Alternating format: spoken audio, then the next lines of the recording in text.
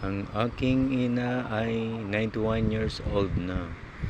Walking siya sa tabing dagat para maglanghap ng napaka-fresh na hangin. Preskong hangin. Tuwing umaga, fresh ang kanyang malalanghap para lalong lumakas ang kanyang heart at buong katawan. Sa araw-araw niya na paglakad-lakad, still strong and healthy.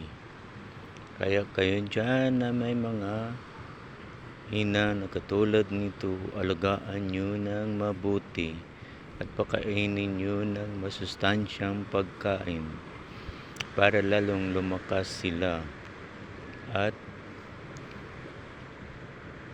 mahaba pa ang kanilang buhay sa araw-araw na kanilang ginagalaw sa mundong ito.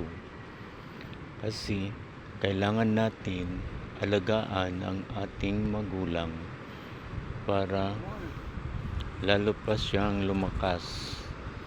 At huwag niyong pabayaan lagi, kailangan niyo i-guide siya pag lumalakad, lalo na pag tayo at pag